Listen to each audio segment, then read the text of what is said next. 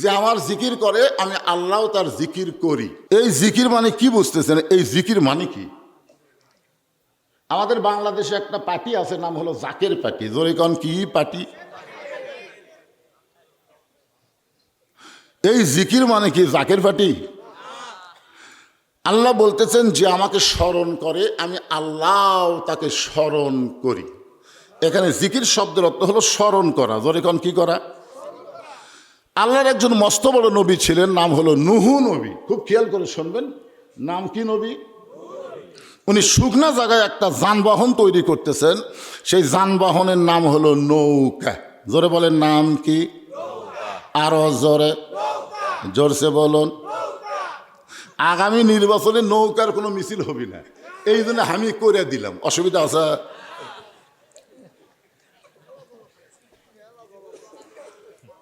শোনেন, নৌকা জ্বলাইনি রে পাগল। নৌকা হচ্ছে আল্লাহর হুকুমে এই পৃথিবীতে সর্বপ্রথম যানবাহন, যেইটার মিস্ত্রি হলেন একজন নবী। জোরে কান সুবহানাল্লাহ।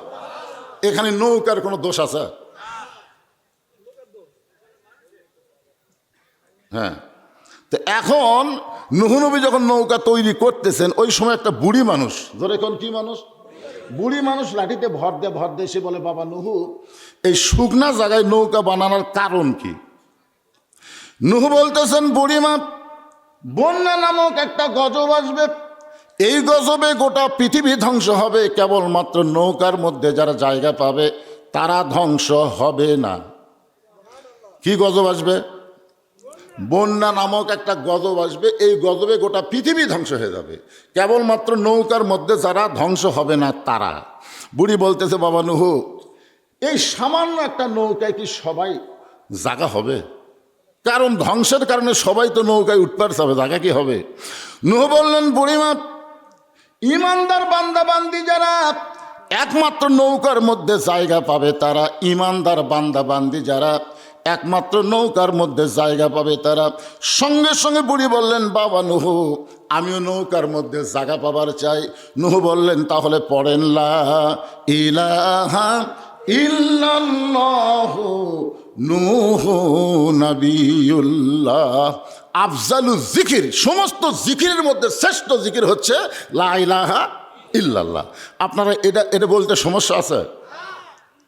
তাহলে সবাই বলেন, লা ইলাহা ইল্লাল্লাহু নূহু নবিয়ুল্লাহ। নূহ বললেন, বুড়িমা, আপনার আর কোনো টেনশন নাই, আপনার আর কোনো টেনশন নাই। বন্যা নামক গজব যখন শুরু হবে, আমি তখন আপনাকে হাত ধরে নৌকায় উঠায় নেব।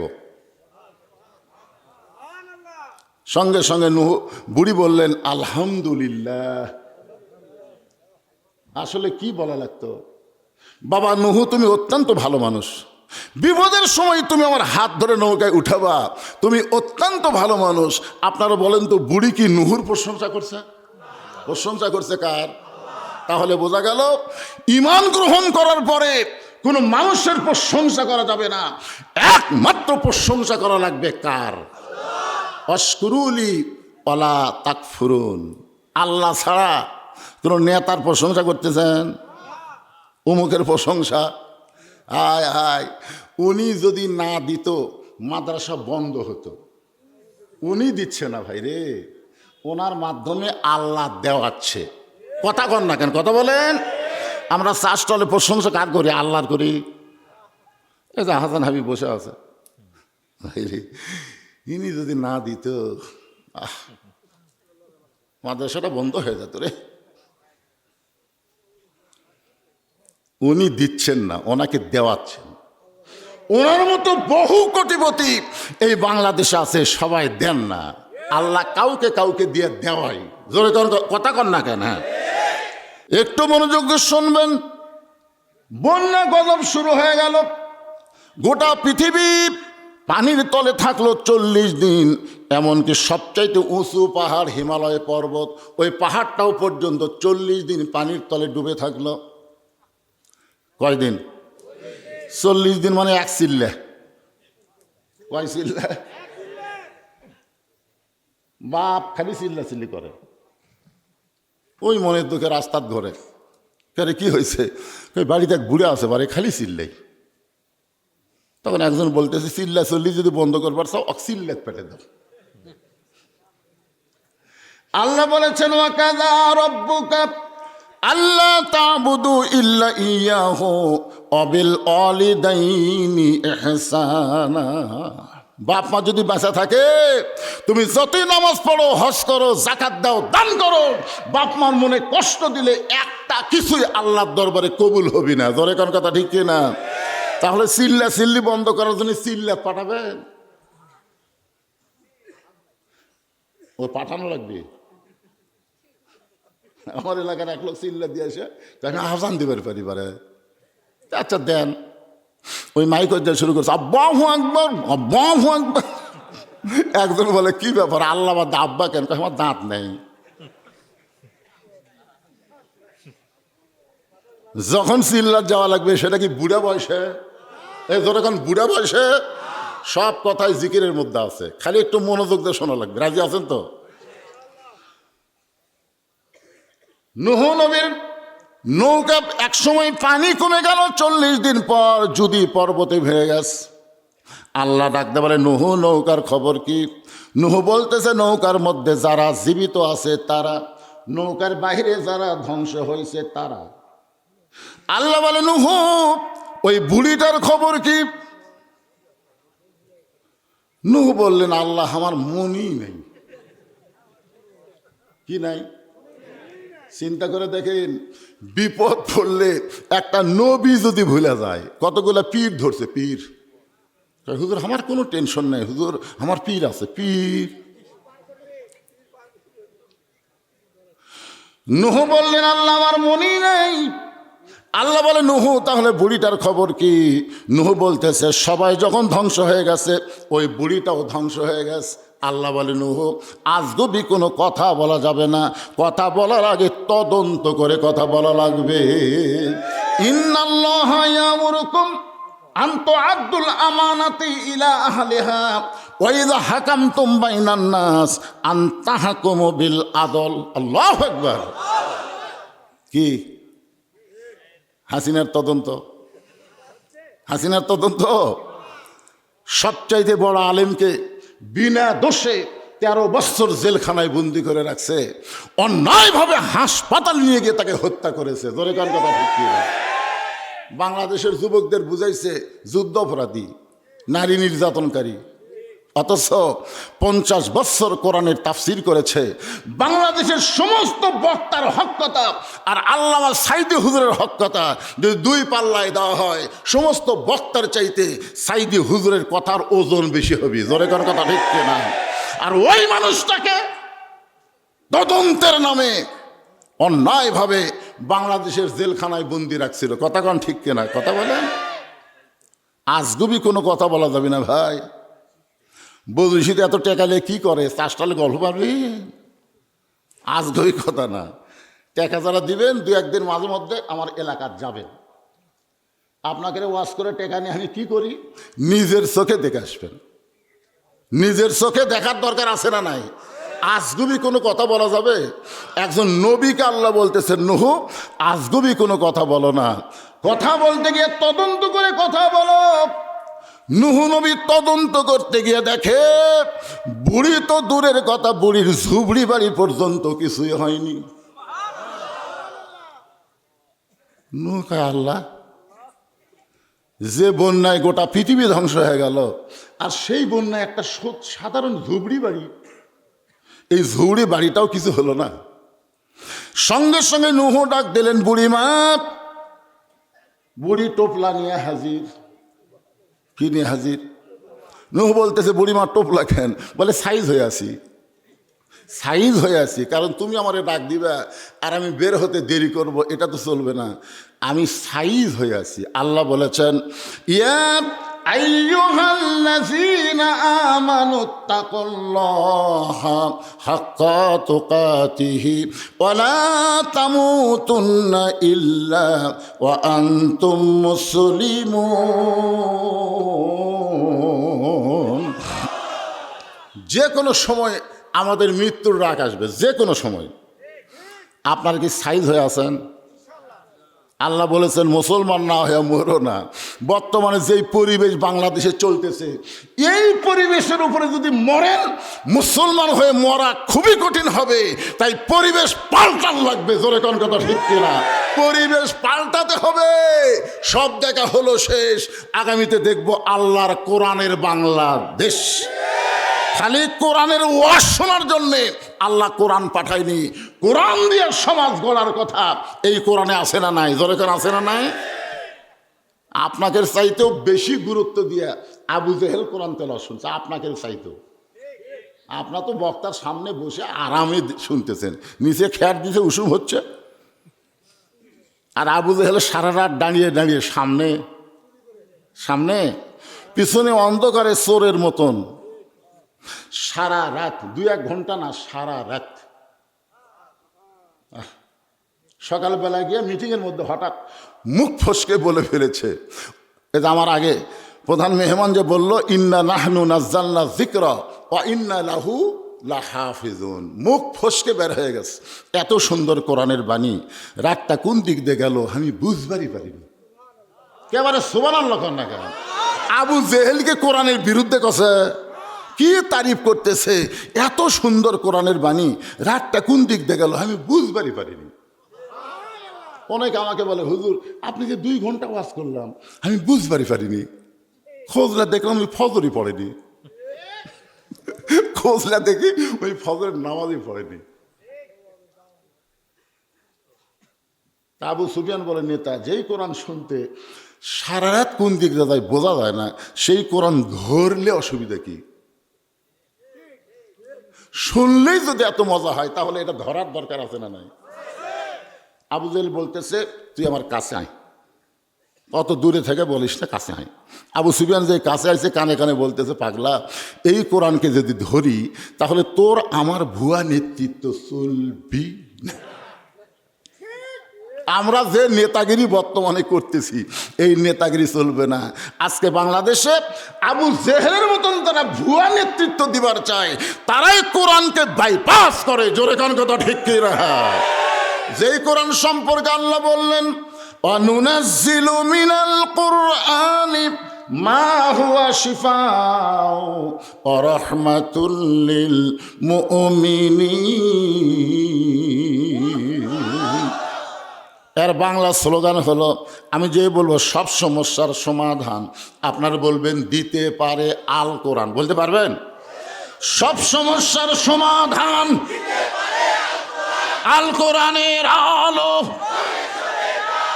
কোরআন হাদিস যেখানে, দুনিয়ার মুসলমান লিল্লাহে তাকবীর। বিশ্বাস করেন আমার ঘড়িতে বাজতেছে 10:30, আর আপনাকে চেহারা দেখে মনে হচ্ছে কেবল রাত 8টা। কারোর মধ্যে ক্লান্তি নাই, ঝিমানি নাই, খালি তাজা তাজা ভাব। কারণ কি? এই কোরআনকে আল্লাহ শুধু শোনার জন্য বক্তা ওয়াজ করবে আর সারা রাত বসে বসে শুনবেন, এই জন্য আল্লাহ কোরআন দেয় নাই। কে বাবা উঠলেন কে? আচ্ছা আচ্ছা ঠিক আছে, না বয়স হবে তো, বয়স হলে সাইটে বসবেন। ধরে রাখা কঠিন, তাই না? কোনো কঠিন না। আপনি রাত্রে যখন বিছানায় ঘুমাতে যান, আপনি কি পেশাব লিয়ে যান না পেশাব করে যান? কেন যান? কারণ ঘুমের দাম আছে। এই পেশাবের কারণে আমার ঘুমের ক্ষতি হোক এটা আমি চাই না। এক টানা 6 ঘন্টা ঘুম পারবো, পেশাব করে তারপরে বিছানার যাবো। তা আপনি ঘুমের দাম বুঝলেন, আল্লাহর কোরআনের দাম বুঝলেন না। আপনি নিয়ত করবেন পেশাব করে ওযু করে বসমো, এক টানা 6 ঘন্টা শুনবো। মানে আমি একলা না, সন্ধ্যার থেকে রাত 12টা পর্যন্ত কয় ঘন্টা হয়? কথা কয় না, 6 ঘন্টা শুনবো। আমি একলা 6 ঘন্টা কমো।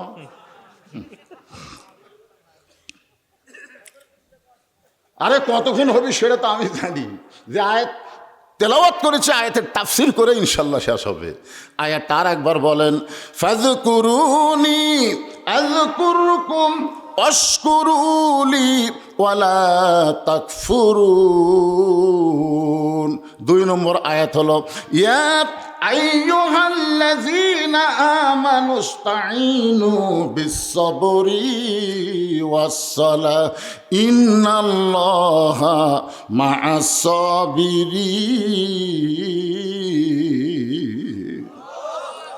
ধৈর্যশীলদের সঙ্গে কে আছে? মাশাআল্লাহ। এখন আসেন যে কথা বলতেছিলাম, নূহ বললেন বুড়িমা বন্যা নামক গজব শেষ, বন্যা নামক গজব শেষ হয়ে গেছে, গোটা পৃথিবী ধ্বংস হয়ে গেছে, অথচ আপনার ঝুবড়ি বাড়ি কিছু হয় নাই, আপনারও কিছুই হলো না। সঙ্গে সঙ্গে মুচকি মুচকি বুড়ি হাসে। নূহ বলে বুড়িমা হাসেন কেন? বলে তুমি যখন আমাকে হাত ধরে নৌকায় উঠাবার চাইছিলা তখন আমার ঈমান বলেছে দুনিয়ার সবাই সবাইকে ভুলতে পারে, কিন্তু আমার আল্লাহ কোনোদিন কাউরে ভুলবে না। তাহলে জিকির নবীর হবি না আল্লাহর হবি? এই যে কবি নজরুল একটা ভুল লিখছিল, নবী নাম জপে যেজন, নবী নাম জপে যেজন সেই তো দোজাহানের ধনী, নবী মোর পরশমণি, নবী মোর সোনার খনি, নবী নাম জপে যেজন হবে না, এখানে বলা লাগবে নবী নাম ভাবে যেজন, নবী নাম ভাবে যেজন সেই তো দোজাহানের ধনী। একটা মানুষ যদি সারা জীবন নবী নবী নবী নবী নবী জিকির করে তার আমল নামায় একটা সওয়াব আল্লাহ দিবে না। আর একবার যদি আল্লাহ জিকির করেন, জিকিরটা যদি কবুল হয়, 8টা জান্নাতের দরজা আল্লাহ খুলে দেয়। তাহলে জিকির হবে কার? আরো জোরে মাশাআল্লাহ। এই জিকির এখানে আমরা স্মরণ বুঝলাম। আর একটা আয়াত আপনাদের সামনে তেলাওয়াত করি, দেখেন তো এই আয়াত মানে জিকির, এই আয়াতে জিকির মানে কি, একটু মনোযোগ দিয়ে শুনবেন। ইযা নুদিয়া লিস-সালাতি মিন ইয়াউমিল জুমআ ফাসআউ ইলা যিকরিল্লাহ। আচ্ছা, এই আয়াতে জিকির মানে কি? আর কথা কয় না, দেখছেন? জিকির বুঝিছে, আর কথা কয় না। আপনারা বলেন তো, এখানে যত মানুষ বসে আছেন কারা কারা মাগরিব এশার নামাজ পড়েছেন? হাত তুলবার বলতেছি না, একটু চিন্তা করেন তো। যারা মাগরিব পড়েননি, এশাও পড়েননি, ওয়াজ শুনতেছেন, আপনারা যদি ফজরের আগে মরে যান, মানে মাগরিবও পড়েননি, এশাও পড়েননি, ফজর আগে মরেছেন, দুনিয়ার কত হুজুর আপনার জানাজা পড়ালে দোয়া করলে আপনি জান্নাতে যাবেন, যাবেন? কারণ এখানে রাসূল বলেছে লা সালাতা লা ঈমানা, যার নামাজ নাই তার ঈমানই নেই। এটা কি আমার কথা? আল্লাহ রাসূল বলেছে লা সালাতা লা দীনা, যার নামাজ নাই তার ধর্মই নাই। বাইনাল আবদি ওয়াল কুফরি তরকুস সালাত, বান্দা আর কাফেরের মধ্যে পৃথক করার জিনিসটার নামই হলো নামাজ। এখন আপনারা বলেন ভাইজান, যারা মাগরিব এশার নামাজ না পড়ে ওয়াজ শুনতেছেন, তাদের জন্য কি তওবা করা দরকার না? যে আল্লাহ যা করছি করছি, আল্লাহ আর করবো না, ফজর থেকে বাকি জীবন একটা ওয়াক্ত নামাজ বাদ দেব না। আল্লাহ বলে ফেরেশতা তোমরা সাক্ষী হও, যারা তওবা করে বললো ফজর থেকে এক ওয়াক্ত বাদ দেবে না, যত নামাজ না পড়ার পাপ হয়েছে আমি আল্লাহ সব মাফ করে দিলাম। তাহলে ফজর থেকে নামাজ ধরা লাগবে। এই যুবকেরা কথা কও না কেন? তোমাদের হাতত যে মোবাইল আছে, বুঝলেন, মোবাইল দেখলেই চিন্তা হয়। এই মোবাইলের মধ্যে যতই খারাপই থাক, তুমি যদি নামাজ ধরতে পারো, আল্লাহ কোরআনে বলেছেন ইন্নাস সালাতা তানহা আনিল ফাহশাই ওয়াল মুনকার, একমাত্র নামাজই পারে মানুষকে যাবতীয় বেহুদা এবং খারাপি থেকে বাঁচাই দিতে। যেই যুবক 5 ওয়াক্ত নামাজ জামাত আদায় করবে, ওই যুবকের হাতে মোবাইল থাকতে পারে কিন্তু অশ্লীল ভিডিও কোনোদিন দেখবে না, কারণ দেখবার গেলে তার ঈমান বলবে কেউ না দেখলেও আমার আল্লাহ দেখতেছে।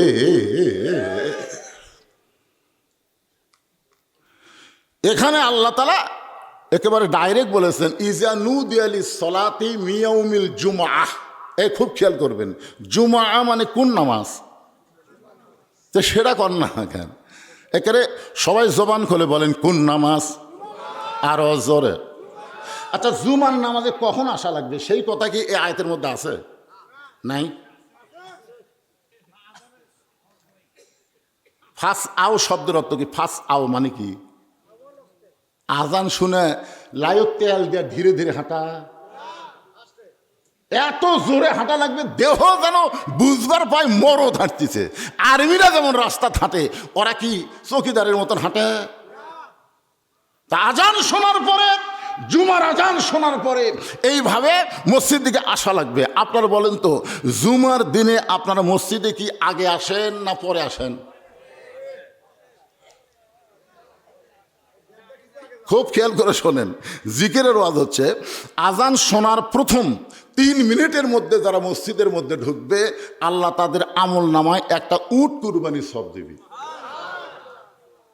বাংলাদেশের বহু ধনী মানুষ হজ করে, কিন্তু মক্কার যায় উট কুরবানি দেয় না, কারণ উটের টাকার কথা খেয়াল করলে ছাগল দেওয়াই ভালো। আর আপনি যে অবস্থায় থাকেন না কেন, 3 মিনিটের মধ্যে মসজিদে পা দিলে একটা উট কুরবানি সব পাবেন, 5 মিনিটের মধ্যে মসজিদে পা দিলে একটা গরু কুরবানি সব পাবেন, 10 মিনিটের মধ্যে যারা মসজিদে পা দেবে একটা ছাগল কুরবানি সব পাবে। যখন ইমাম সাহেব খুতবা দিবে, এমন সময় তারা কেউ যদি মসজিদে পা দেয়, তাকেও আল্লাহ সওয়াব দিবি, তবে কুরবানির হবি না, মুরগি অথবা ডিম দানের সব পাবি। তা আপনারা কোনটার মধ্যে আছেন, উট না ডিম? কার মধ্যে?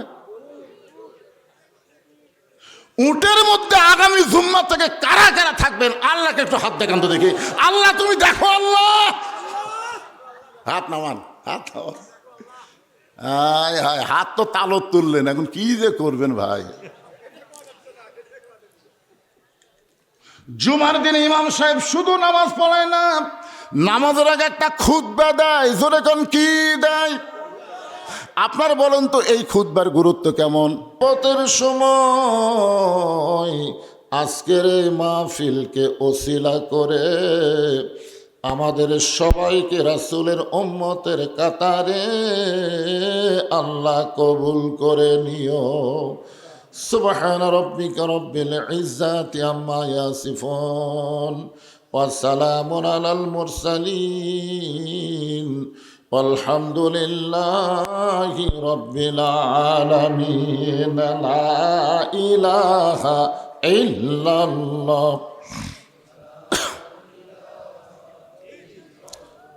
আল্লাহর জিকির করতে কোনো কৃপণতা নাই, জবান খুলে মহব্বতে লা ইলাহা ইল্লাল্লাহ, লা ইলাহা। চাঁদ সূর্য যার গ্রহ তারা, আল্লাহ নামের পাগল পারা। চাঁদ সূর্য যার গ্রহ তারা, আল্লাহ নামের পাগল পারা। আমার আল্লাহ নামের এতই দয়া, আল্লাহ নামের এতই মায়া, লুকিয়ে রাখছেন হে আল্লাহ জোরে লা ইলাহা ইল্লাল্লাহ। লা ইলাহা ইল্লাল্লাহ মুহাম্মাদুর রাসূলুল্লাহ। রাসূলের মহব্বতে সকলেই বলি সাল্লাল্লাহু আলাইহি ওয়াসাল্লাম। বিল হামলা মদিনাতুল উলুম ইসলামিয়া কওমিয়া তমিজউদ্দিন হাফিজি মাদ্রাসা কমিটি কর্তৃক আয়োজিত আজকের এই ৪৬তম তাফসিরুল কোরআন মাহফিল। আজকের এই মাহফিল আল্লাহ তাআলা যিনাকে সম্মানিত সভাপতির আসনে কবুল করেছেন, জনাব আলহাজ মোহাম্মদ আহসান হাবিব আকন্দ সাহেব। আজকের এই মাহফিলের সম্মানিত সভাপতিকে অন্তরের অন্তঃস্থল থেকে আমি শুভেচ্ছা জ্ঞাপন করছি এবং দোয়া করছি এরকম দানবীরকে আল্লাহ তাআলা হায়াতে দাইবা সাফায়ে কুল্লিয়া দান করুন, সকলে বলে আমিন। এরকম দানবীর বেঁচে থাকার দরকার আছে না নাই? আজকের এই মাহফিলের সম্মানিত প্রধান মেহমান হজরত মৌলানা মোহাম্মদ শহীদুল ইসলাম সাহেব। আজকের এই মাহফিলের বিশেষ মেহমান হজরত মৌলানা মুফতি আতাউল্লাহ নিজামী সাহেব। আজকের এই মাহফিলের বিশেষ অতিথি জনাব মোহাম্মদ আবুল কালাম আজাদ জনাব মোহাম্মদ রজিবউদ্দিন সাহেব, আজকের এই মাহফিলের সম্মানিত ওলামাই কেরাম, আপনাদের মাঝে মাঝে যে সমস্ত আলেম ওলামা বসে আছেন, মঞ্চে আছেন, মাগরিবের নামাজের পর থেকে ধারাবাহিকভাবে এত রাত পর্যন্ত যিনারা তাফসির করে আলোচনা করে আপনাদের শোনালেন, আলেম ওলামা সহ আজকের মাহফিলের বক্তাগণকে অন্তরের অন্তঃস্থল থেকে আমি শুভেচ্ছা জ্ঞাপন করছি। এই মুহূর্তে আমার সামনে যারা বসে আছেন, অনেকে এখনো দাঁড়িয়েও আছেন, বসার জায়গা আছে তো বসেন। শীতের রাত, কঠিন শীত, ঠিক না? এই শীতের রাতে আরামের বাড়ি, আরামের ঘুমকে বাদ দিয়ে আল্লাহ রাসূলের মহাব্বত কলিজার মধ্যে ধারণ করে এই জান্নাতের বাগানে যিনারা বসে আছেন, আমি আমার অন্তরের অন্তঃস্থল থেকে আপনাদের সবাইকে শুভেচ্ছা জ্ঞাপন করছি। সম্মানিত মা বোনেরা, পর্দার অন্তরালে বসে বসে যারা আলোচনা শুনতেছেন তাদেরকে শ্রদ্ধা জ্ঞাপন করে এই মুহূর্তে জানতে চাচ্ছি আপনারা সকলে কেমন আছেন? আলহামদুলিল্লাহ রব্বিল আলামিন।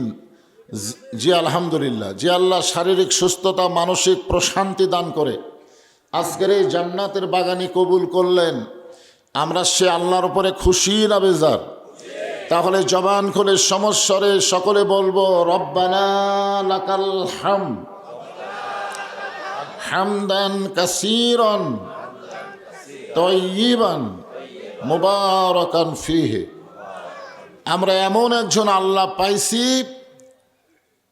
যে আল্লাহ নিজেই বলেছেন, আল্লাহু লা ইলাহা ইল্লা হুয়াল হাইয়ুল কাইয়ুম। এমন একজন আল্লাহ পেয়েছি যে আল্লাহ সদা বিরাজমান। জোরে কোন সুবহানাল্লাহ। এ আল্লাহ পাওয়া হলো ভাগ্যের ব্যাপার। কিসের ব্যাপার? এই ভাগ্যটা দিলেন কে? আরো জোরে বলেন। আল্লাহ ইচ্ছা করলে আমাদের হিন্দুর ঘরে, বৌদ্ধর ঘরে, খ্রিস্টানদের ঘরেও পাঠাবার পারতেন, পারতেন না? আমরা বাধা দিতে পারতাম, কিন্তু ওই সকল ঘরে না পাঠায় আল্লাহ সরাসরি দুনিয়ার জগতে আমাদের মুসলমানের ঘরে কবুল করে। এটাই প্রমাণ হলো আল্লাহ আমাদের উপরে খুশি আছেন। সুবহানাল্লাহ বলেন। এখন আপনাদের কাছে আমি জানতে চাই, আমরা যে আল্লাহ পাইছি সে আল্লাহ কি পক্ষ না নিরপেক্ষ? নিরপেক্ষ। অনেকে বলে হুজুর এমন ওয়াজ করবেন কারো পক্ষে যেন না যায়, আবার কারো বিপক্ষেও যেন না যায়। কি যে ভেজাল! আল্লাহ যেখানে নিরপেক্ষ না, সেখানে বক্তা নিরপেক্ষ কেমনে হবে? যেখানে আল্লাহ নিজেই বলতেছেন, অমাইয়াবতাগি গয়রাল ইসলামা দীনান ফালাই ইউকবালা মিনহু। এ আয়াতের দ্বারা বোঝা গেল আল্লাহ অন্য কোনো জাতের পক্ষ না, আল্লাহ হলো মুসলমানের পক্ষে। ধরে কোন কথা ঠিক কি না? এটা কি আমার বাপের কথা? কার কথা? যেই কোরআনে আল্লাহ বলেছেন, ইন্না দীনা ইনদাল্লাহিল ইসলাম, আল্লাহর কাছে মনোনীত জীবন বিধানের নাম হলো ইসলাম। শুধু মনোনীত ধর্ম বললে হবে না, জীবন বিধান। ইসলাম কোনো ধর্মের নাম না, ইসলাম হলো একটা জীবন ব্যবস্থার নাম। ধরে কোন কথা ঠিক কি না? ইসলামের মধ্যে সব আছে না নাই? হ্যাঁ, অন্য ধর্মের মধ্যে সব কিছু নাই, কিন্তু ইসলামের মধ্যে আল্লাহ সব দিয়ে দিছে। এজন্য ধর্ম সম্পর্কে প্রশ্ন করা হবে না, প্রশ্ন করা হবে অমা দীনুকা, তোমার দিন কি? এখানে আল্লাহ কি বলতেছেন? অমাইয়াবতাগি গয়রাল ইসলামা দীনান। আবার ইন্না দীনা ইনদাল্লাহিল ইসলাম। এই দুই আয়াতের মধ্যে আমরা কি পেলাম? ধর্ম পেলাম না দিন পেলাম? কথা বলা লাগবে, দিন। এখান থেকে প্রমাণ হয়ে গেল আল্লাহ আমাদের পক্ষে। সুবহানাল্লাহ বলেন। শুধু দুনিয়ার জগতেই যে আল্লাহ আমাদের পক্ষে তা কিন্তু না, আমরা যে আর একটা জগতে ছিলাম, সেই জগৎকে বলা হয় রুহের জগৎ। ওই জগতেও আল্লাহ আমাদের পক্ষে। আল্লাহ যদি পক্ষে না হতেন, দুনিয়ার জগতে আমাদের মুসলমানের ঘরে কবুল করতেন না। সর্বসাকল্যের জগৎ হলো কয়টা? তিনটা। আমার আঙ্গুলের দিকে তাকান, ধরে কোন কয়টা?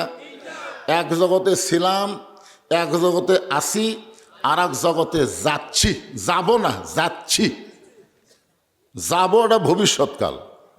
আমরা প্রত্যেক ধাপে ধাপে, প্রত্যেক কদমে কদমে আমরা কিন্তু ওই জগতের দিকে অগ্রসর হচ্ছি। জোরে কোন কথা ঠিক কিনা? আপনারা কি মনে করেন বুড়িগঞ্জ বাজারে বিল হামলা মাদ্রাসা যাচ্ছেন, এখান থেকে আবার বাড়ি যাবেন? তা নয়, প্রত্যেকটা কদমে কদমে আমাদের হায়াতকে অতিক্রম করে আমরা আখেরাতের জগতের দিকে রওনা দিয়েছি। জোরে কোন কথা ঠিক কিনা? তাহলে এখানে আপনারা মানে নেন এক জগতে ছিলাম, এটা ঠিক মনে আছে? নাই মনে আছে কে কয়টা? তাল হতে তাল মিলালে হবে না, বুঝে শুনে কথা বলা লাগবে। রুহের জগতে আমরা ছিলাম এটা ঠিক, আমরা বিশ্বাস করি, কিন্তু মনে নাই। ঠিক কিনা বলেন? বর্তমানে দুনিয়ার জগতে আমরা আছি, কি কন? আর একটা জগতে আমরা যাচ্ছি, এই জগৎকে আপনারা বিশ্বাস করেন? ওই জগতে বিশ্বাস করলে দুনিয়াতে কেউ অন্যায় কাজ করতে পারবে না, কারণ যাওয়ার কোনো তারিখ নাই। জোরে কন কি নাই? এই দুইজনকে কি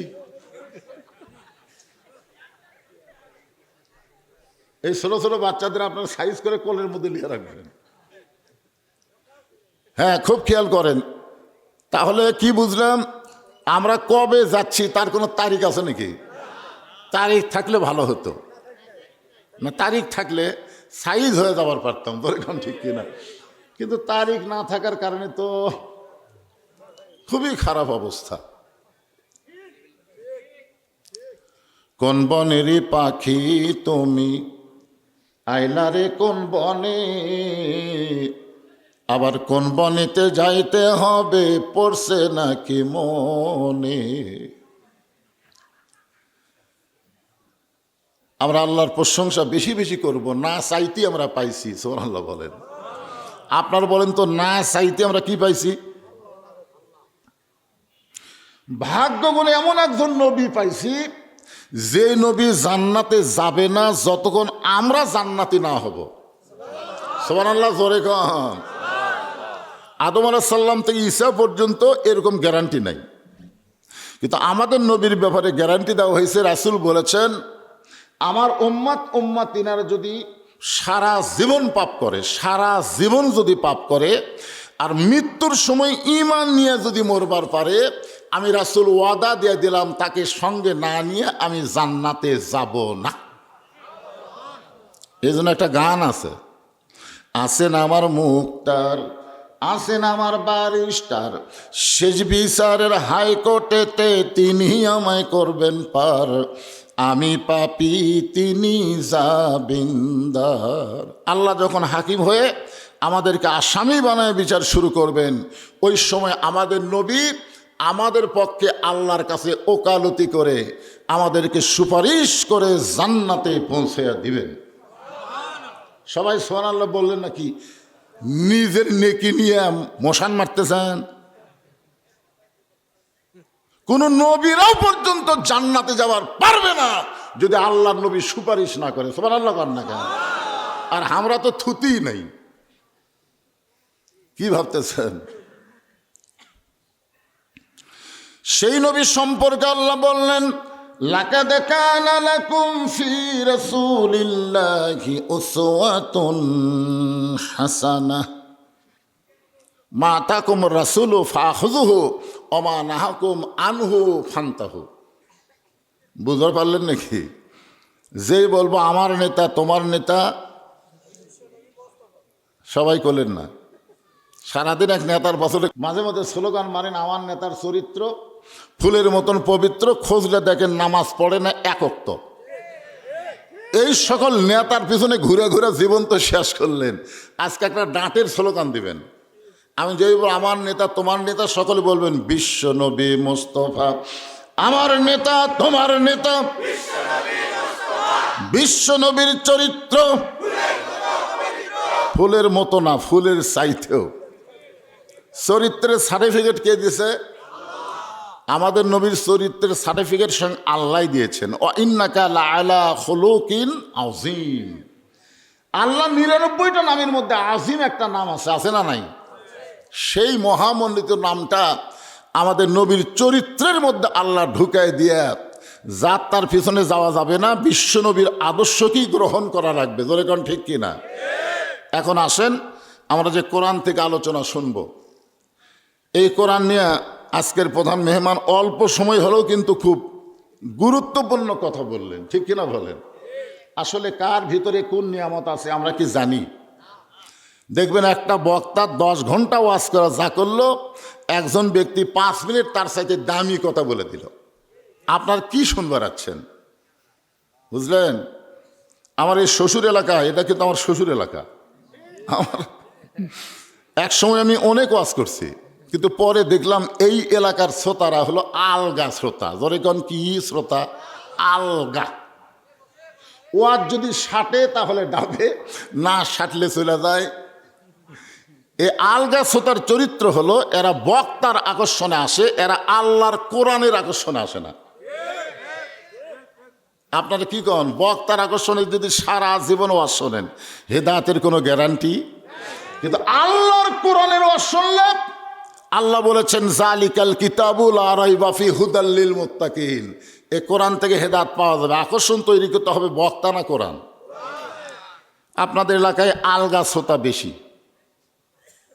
পরের দিন চাষটলে গল্প করবে, এই বুড়িগঞ্জ এলাকায় যতগুলো মাহফিল হলো কোন বক্তার ওয়াজ ছাড়ছে, চাষটলে গল্প করবে। আমি তো এগুলো জানি রে ভাই, জানার কারণে এলাকা থেকে বহু দাওয়াত আমার কাছে যায়, আমি শরমে লেই না এই আলগা শ্রোতার কারণে। যখন কি শ্রোতা? আর একদল হলো ডাবা শ্রোতা। ডাবা শ্রোতার চরিত্র হলো এরা বক্তার আকর্ষণে আসে না, এরা আসে আল্লাহর কোরআনের আকর্ষণে।